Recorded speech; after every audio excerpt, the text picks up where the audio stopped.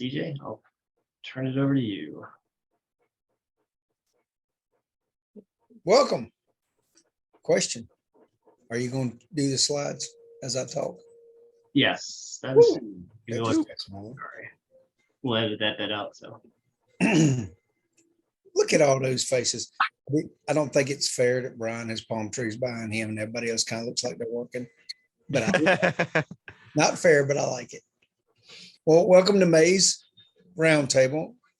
I'd like to thank everyone for being here. Eric with his headshot. I like that too. you see my screen now? Can I see what? Can you see my screen? Yes. Welcome to Tuscarora Council. Yeah. This meeting will be recorded. If you would, mute your devices unless you are speaking. And if you have questions, use the chat. There are folks that are monitoring the chat. And if you have something to share, please share it.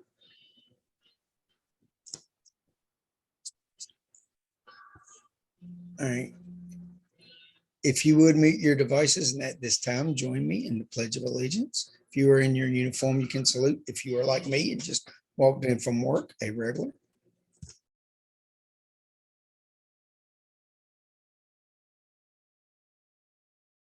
Flag of the United States of America, and to the republic for which it stands, one nation, under God, indivisible, with liberty and justice for all.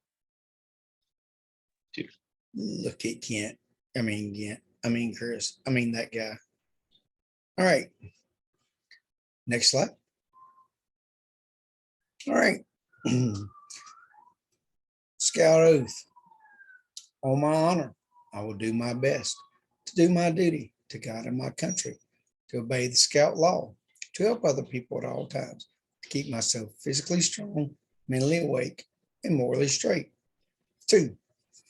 And the law. A Scout is trustworthy, loyal, helpful, friendly, courteous, kind, obedient, cheerful, thrifty, brave, clean, and reverent. 2. All right, so our new guy is Kirk. For those of you who are not familiar with Kirk, he was here 100 years ago, which was before my time. And then he came back to us and he was the DE for Tuscarora. For Toronto. Too many T's in my life. So we've been working with him.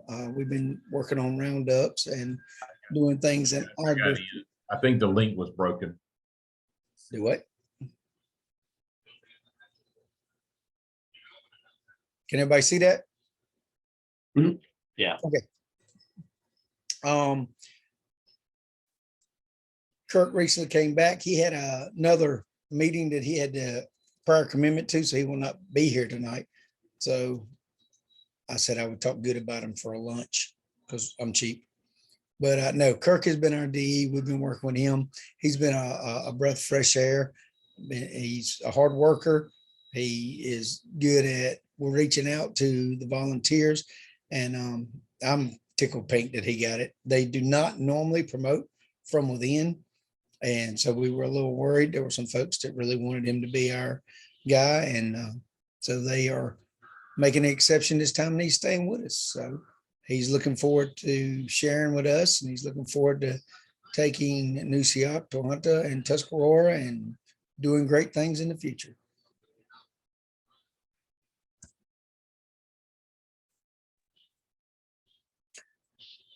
All right. So June's volunteer work day camp, summer camp. They're still needing staff. We need some staff for summer camp. For those of you who are on the district committees and are active in roundtable, you know that last year we came right up to the wire. We almost did not have waterfront due to injuries. So if you have scouts that are star or above, or if you have adults that are interested, we are still needing camp staff. The June work days are scheduled for. Look, he's got a scout shirt on. Sorry, my son just walked in the door from work. The June work days are scheduled for June 3rd and June 10th. If you need any information or if you can come out and help or anything, Tyra's information is down there. It's tara.scroggins@scouting.org. So let her know if you have any questions, or if you want to find out if she needs specific things for your scouts to do as a project or something out at the camp. But we do need help in getting the camp ready, and we do need help running the camp. And since this is our big anniversary year, encourage you and your troops, posts, packs to get out there and support camp team. Now, those 2 work days, those are for volunteers, not necessarily for camp staff, correct? Yes, those are volunteers. Okay, so anybody can volunteer and come out and help out at camp? We You will know take what? all the help we can get. You can volunteer and bring somebody with you even. How about that? Yay! And just on the note of needing more staff, if you don't mind me interrupting here for a brief second, if anyone knows anyone who can help us run those trade merit badges that we're trying to offer, or those high adventure trek type programs, those aren't merit badges or activities that we can just pick up a 16 or 17-year-old to teach. And we are still trying to offer those to expand our program. But like CJ said, it's coming down to the wire, and we really want to try to do those if possible. So any help in that regard would be much appreciated.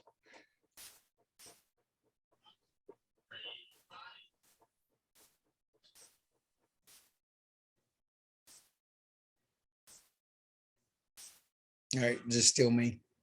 Yes, Okay. Since I stepped into somebody. was Eric actually, but Go ahead and hit my little doohickeys, please. so there are no doohickeys for this one. This is, There are no doohickeys. no, Wow.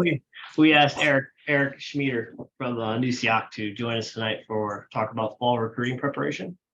So Eric, I see you are on the iPhone tonight, so I'll hand it over.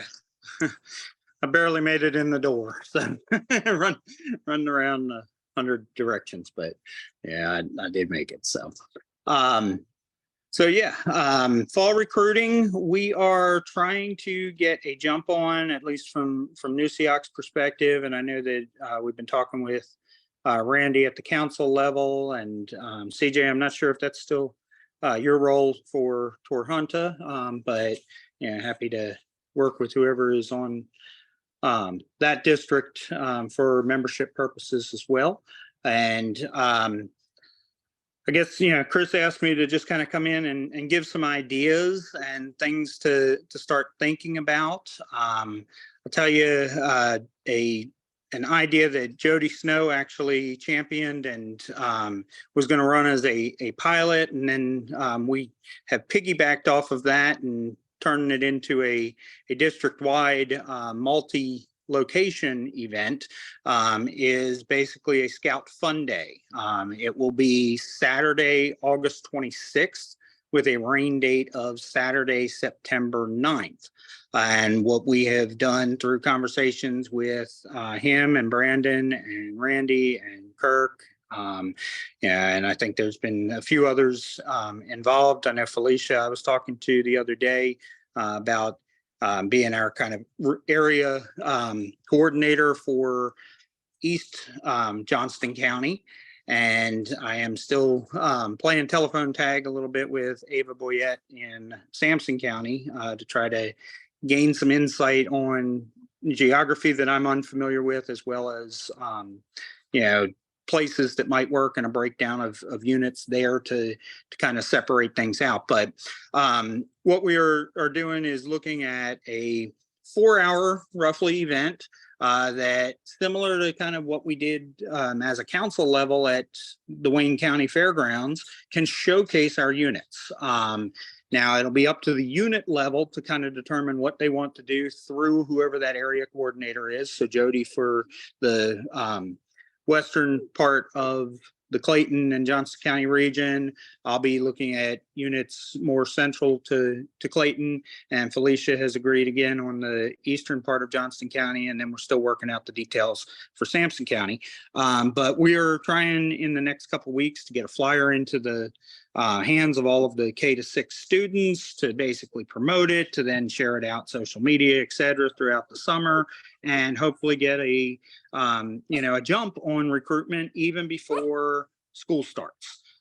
But that said, our Meet the Teacher nights, our JSNs, our big, traditionally our big gathering points for recruitment.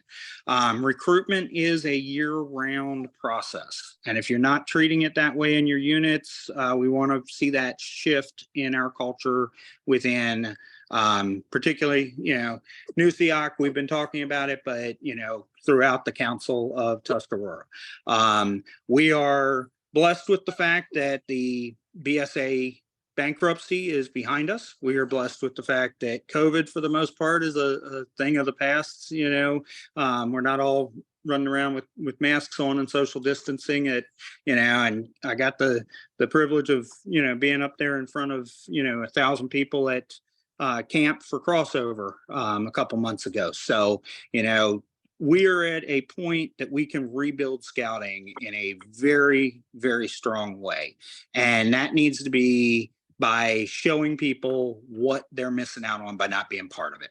So from at least the discussions that I've had with Brandon, with Jody, with Felicia, et cetera, that kind of our goal with recruitment is get in front of people, get out there, be seen, be a positive influence, share what other people are doing. Kimberly, I saw that you shared on Facebook the Troop 58 spaghetti fundraiser that's coming up. And I had done so too, that Angela Post put out there. So, we are all very much trying to make sure that our units are surviving and growing and thriving. But, something that comes up quite regularly in conversation between me and Jody is we don't really care whether or not they join our unit. We care that every eligible youth is in scouting, right? So if that means that my night of the week doesn't work, or my size of unit doesn't work, or my Cub Master or Scout Master doesn't work for this particular family, we still probably have somewhere for that person to be in scouting. And we have the ability for male and female at both levels of scouts. And then I also, I know that we're down to one venturing crew in NUSIOC. I don't know if there are any in Torhana. I try to keep up with the list I've got to start with, and then what I can learn on the outskirts. I'd love to where I can as well. But venturing is definitely something that we can look at. Brandon and I talked about where we're missing feeder packs, where we have some, diminishing units and need to kind of rebuild. And that was a big conversation last year. So all of that to be said, get creative, get out there. Spend these summer months finding a way to reach the audience before we get reliant on JSNs in the fall to do so. And then the JSNs can hopefully be picking up the people in our traditional way after we've already had some successful recruitment prior to the start of the school year. So anyone that wants to brainstorm ideas on that, particularly if you're in NUSIOC and you want to be part of the membership committee, I welcome your, input, discussion, and I'm happy to bounce ideas around and brainstorm.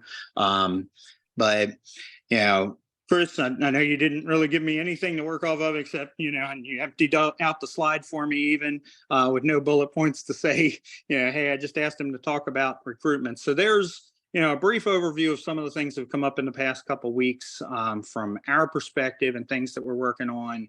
But I did a marketing boot camp at the national level a few weeks ago, and they're talking about things like Nextdoor. Something that came up with Felicia the other day was, getting into the neighborhood Facebook groups, the libraries. Something that has come up a couple times in the past few years is the homeschool market, the charter schools or private schools that are in our area. So wherever we can connect in ways that we haven't in the past, most of our scouts, particularly at the Scouts BSA level, have service requirements. Okay. And I know we've got the Scout Work Day. I don't want to take away from that. So avoid June 3rd, June 10th. And so that you can help out there, but encourage your scouts to go in uniform or in Class B even and clean up a parking lot in a busy shopping center on a Saturday.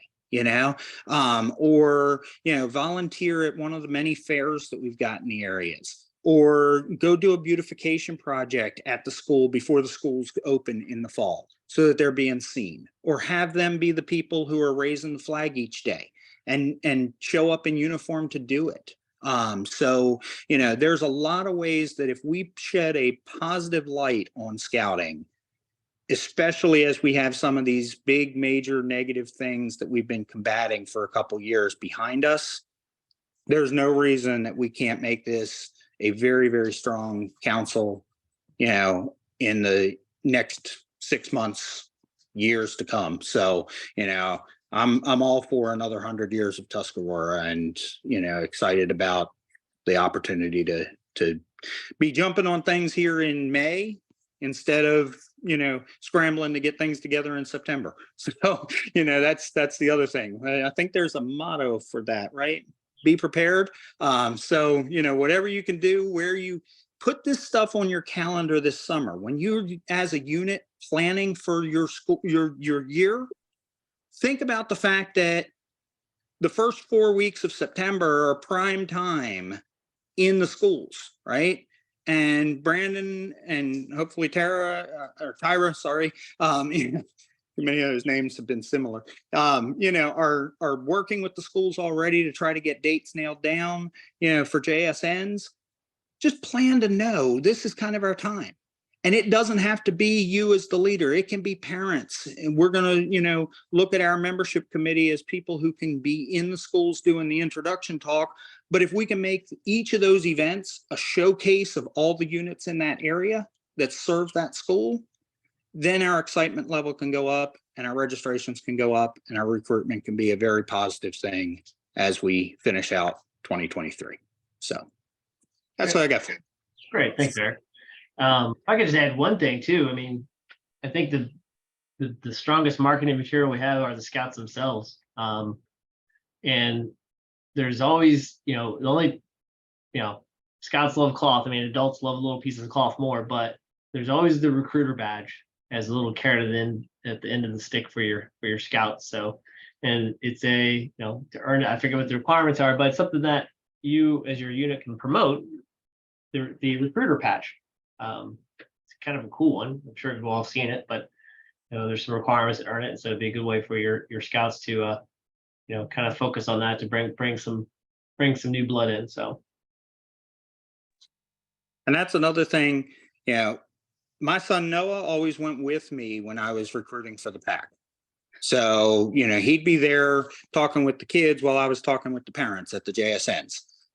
So, you know, make it a family thing. Get the scouts involved, let them get that recruiter patch at the same time, and, you know, have them convince the kids this is something you want to be part of. And, you know, here's what I've done and here's what's been fun for me, you know, in a non-intimidating way. And that's the idea behind the Scout Fair that we're talking about for August 26th as well. So. Cool. All right.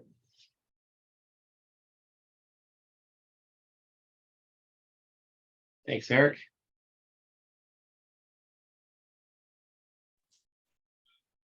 Try to get this to work.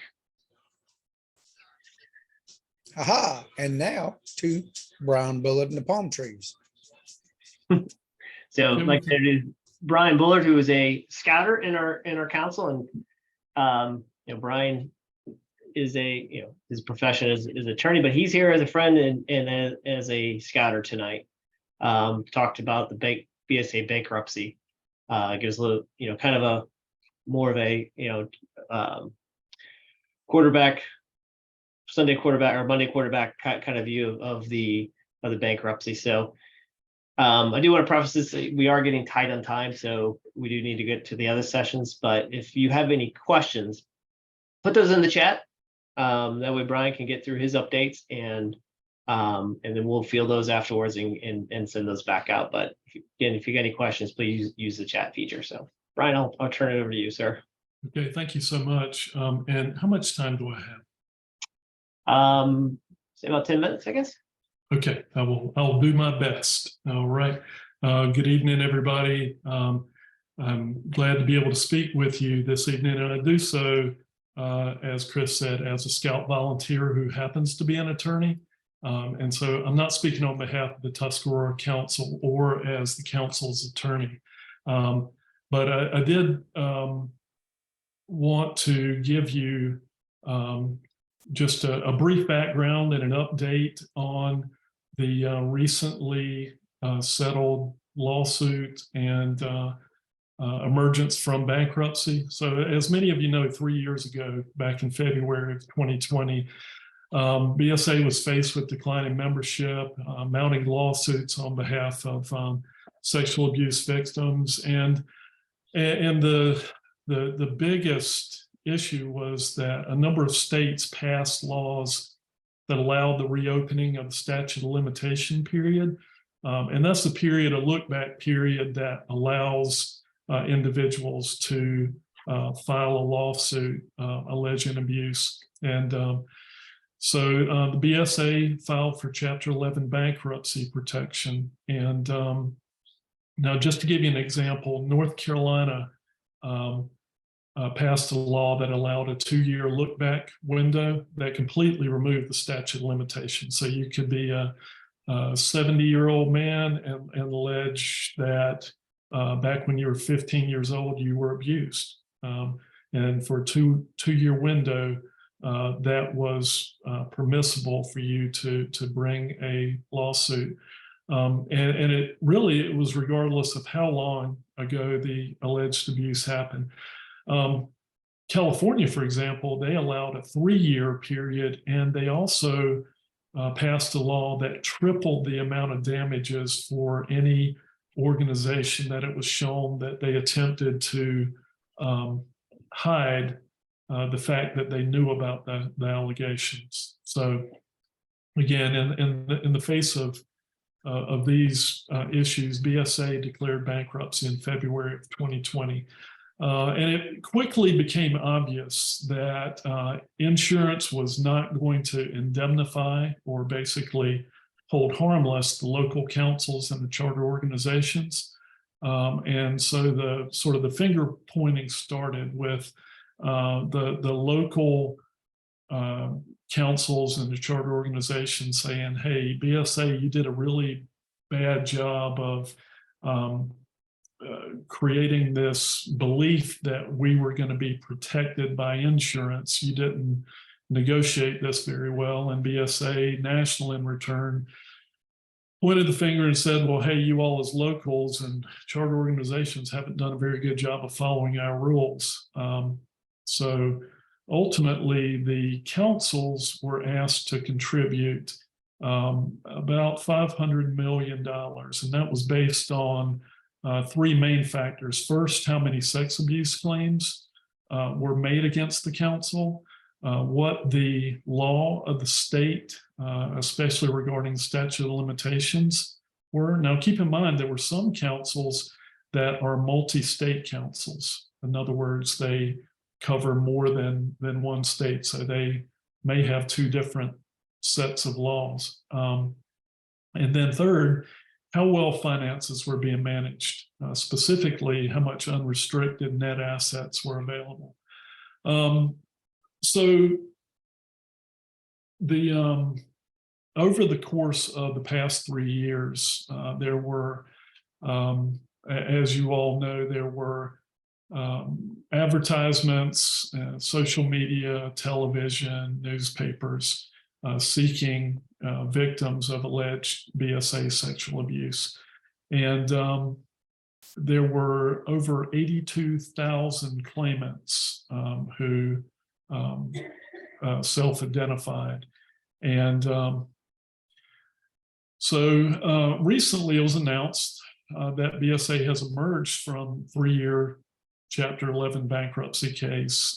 There, as part of that emergence, there was a $2.4 billion, that's billion with a B, dollar trust fund created for victims of sexual abuse, and it's the largest in U.S. history. And it is intended to resolve the sex abuse claims of about 82,500 men. And it also commits BSA to support the survivors and prevent the abuse in the future. So the money from the settlement came from the BSA National, the local councils, the insurers, and the charter organizations. Not all charter organizations or insurers, and not all of the victims. In fact, only a little over 85% of the victims agreed to the bankruptcy settlement. So about 15% of the claimants, as well as a few of the insurance providers and charter organizations, appealed. But just a few weeks ago, the Third U.S. Circuit Court of Appeals denied putting that settlement on hold. So it's a very good chance that that settlement is that will be the final settlement.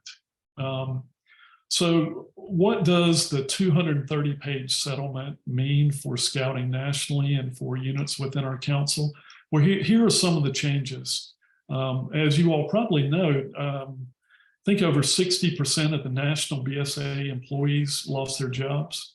There are now 16 national service territories that were created they were created to take the place of the areas and regions.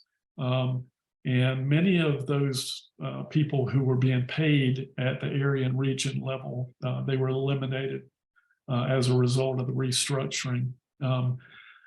There is now a sex abuse survivor who has a seat on the BSA National Executive Committee. There's also been a 24-hour day, 7-day-a-week hotline that was created. I'll put that in the chat once I conclude, and that is 1-844-SCOUTS-1. And there's also an email, scouts1st, meaning like Scouts First at scouting.org. And there's now mandatory reporting for abuse. You all may have seen this past week, there was a public statement from the BSA National Key 3 acknowledging and apologizing for the abuse that occurred within BSA. Now there's, as you know, heightened youth protection training. So the training is good for every 2 years, but if you're attending a national event, it's only good for 1 year. And something that I think you're going to see in the very near future is sort of the closing of a loophole where a person can take youth protection training, and let's say their training's going to expire in March of 2023, and the unit recharters in January of 2023. So theoretically, they've got about 9 months that they could go without youth protection training. I think you're going to see that's probably going to close. It's probably going to be a requirement in the very near future that the youth protection training is going to run with the period of the rechartering. And there's now also training on youth abuse. Something to be aware of is that there are some that view the older youth programs as liabilities within BSA. So in other words, the 14 to 20-year-old Sea Scouts, venturers, even explorers that are co-ed, some of the upper level BSA officials have expressed concern that that's a liability. So there may be some changes that happen there. As you know, there are now background checks, and that includes youth. So in other words, the youth who turns 18 is a venturer. They also then have to do a background check. And coming September 1, it's been announced that everyone who camps, and I think this was mentioned at the last roundtable, but everyone camping must be a BSA registered individual. I think there's a slight exception for cub camping, but BSA registered means that you have to have a background check. And so that's starting September 1. Units need to be prepared for that. And then another big change, I think, is you're going to see charter organization changes. A number of us have had challenges, for example, with the Methodist Church, whether or not Methodist Church is rechartered or just entered into facility use agreements. I think we're going to see a change there. Right now, local councils can charter units, but I think any day now, you're probably going to see an announcement from a task force that was created to look into making some changes about who charter organizations may be. And then finally, just want to leave you with this thought, but it goes to what Eric presented earlier, and that is that as part of the bankruptcy restructuring, it was a stated goal that the number of councils in BSA, there's going to be an effort, I believe, to streamline that down to somewhere around 100 councils. Right now, they're approximately 250-ish. But if you're a strong council with strong membership and strong finances, then at least you'll have a say if you are paired with another adjacent council. You don't want to be the council that's absorbed. So again, to what Eric said, increased membership typically means increased finances, and we want to be in a strong position going forward. So thank you for the opportunity to speak to you, and I'll be available. I haven't looked. There may be some questions in the chat, and let's see. CJ has put, online registration will not allow an adult to recharter if they're 90 days or less away from YPT expiring. That's true. But again, the youth that turns 18 midway through, they're 17 at recharter, they turn 18. That's one thing, because see, this skews our numbers, because then it may show adults, and there's only like 90% of adults who are YPT trained. And then the other thing is the person who has 6 months left, the adult who has 6 months left, recharter, and then they go 6 months before the next recharter. Okay, Chris, thank you for the opportunity to speak tonight. And if you have any other questions, you can contact Chris or myself, and who knows, we may be able to address those in the future. I am going to paste the phone number and the email address for reporting sexual abuse or abuse, youth abuse in general within Scouting. Thank you. Thanks, Brian. That was very informative, and we do appreciate you taking your time and being a friend of Scouting and helping us out with that. Okay, so I think that's actually a great segue into what the next topic was. We didn't exactly plan it that way, but it worked out really well. So as Brian mentioned, there's some new policies going into place effective September 1. Although units are strongly encouraged to follow these new guidelines, and really should be following these guidelines before they come into mandatory effective date.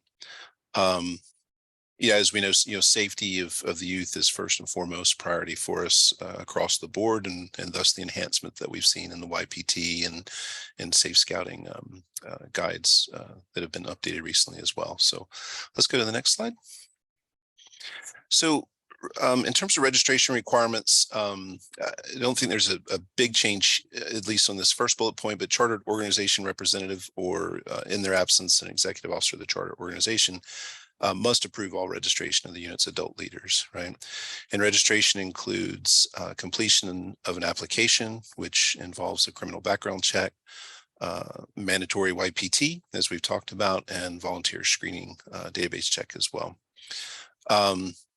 Current youth protection, this is part of the point that we were just talking about. Current youth protection training that's valid for at least 1 year is required for leaders when they renew their registration or at unit charter renewal. So for example, in the case that was mentioned earlier, if charter's coming up and it's less than a year to the YPT expiration for adult leaders in that registration unit, then they will need to update their YPT. So they have at least a valid 1 year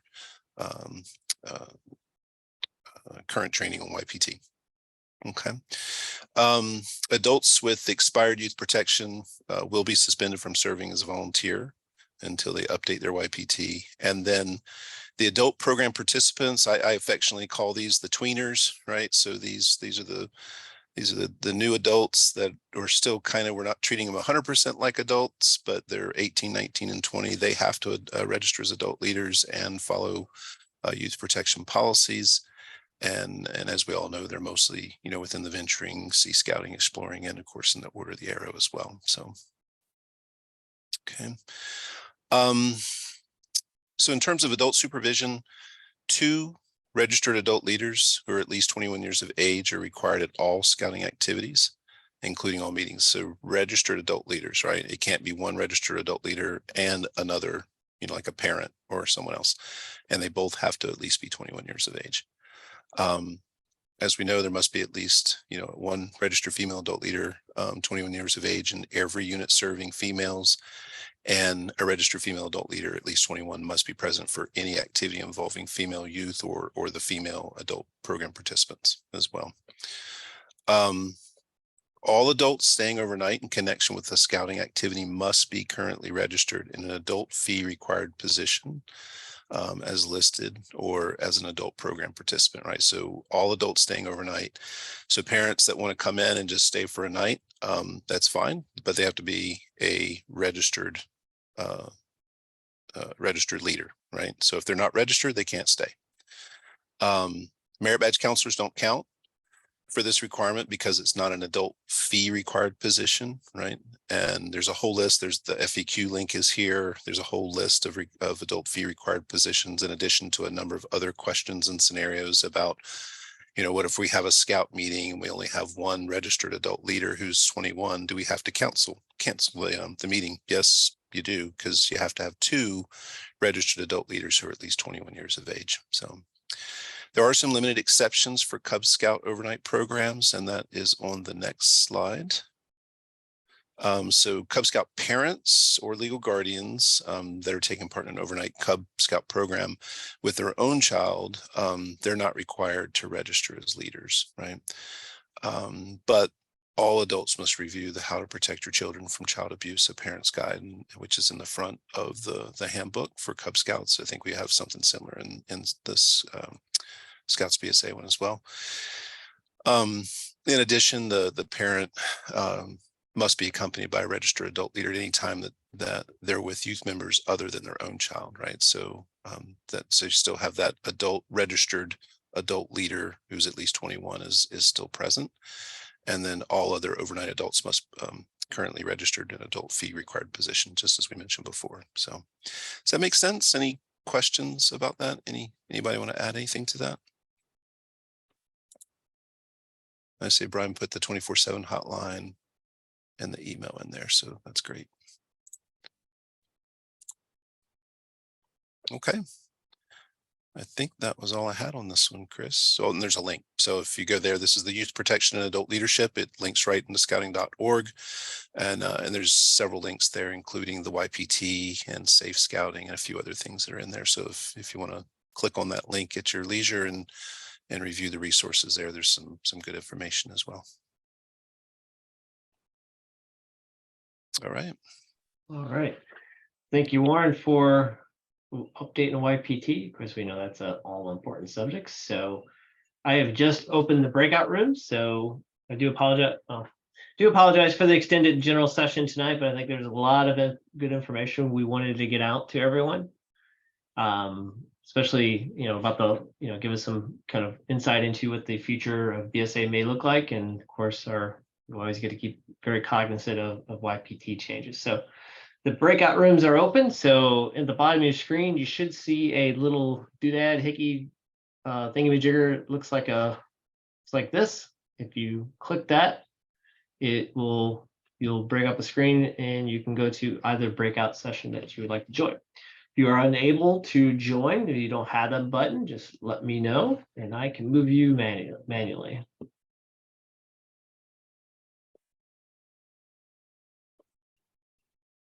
Okay, off we go, right? Yep. We'll All right.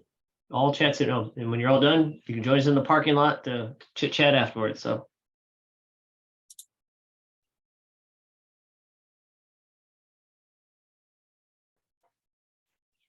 Looks like a lot of people don't have that button.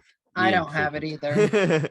I don't have. But so far, Kim does not have it. Felicia does not have a button, and Lisa does not have it. all right, Lisa wants to go to where? There we go. If you guys could tell us where you want to go Cubs. in the chat. Oh, there you go, Cubs. All right, Cubs. Felicia. Kim listed as Troy Varney wants to go to Cubs.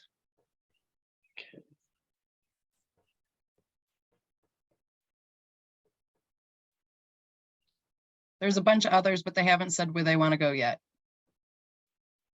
All right. Steve, we can't send you to both. Gotta pick one. Charles would like to go to Scouts BSA, so would Eric Sanchez. I'd like to go to where my background is. Me too. You'll send me I'm there. all for it. I'll take that too. I could use to get away. I vote for Brian's background and where it is. Scott would like to go to Scouts BSA.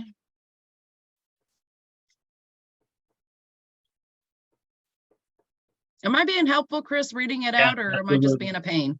Yes. No, you are being more than helpful. I do appreciate it. So. Brian Bullard would like to go to Scouts BSA. All right.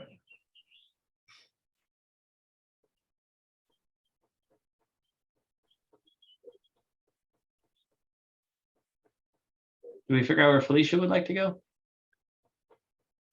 Felicia, where would you like to go, darling? Cubs. All right, there you go. See, this worked great last Thank month. you. Mr. Stone, Dr. Stone, where would you like to go? I think you said, Send me to Cubs this week. all right, off you go. We still have Paige and Willie. I thought I sent Paige.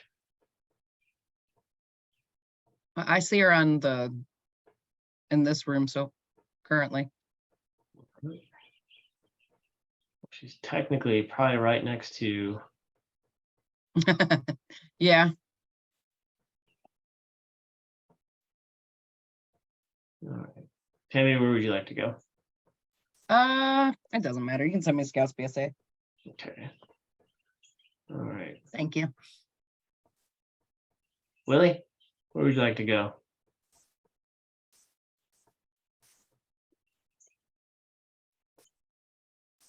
What about you, Brandon?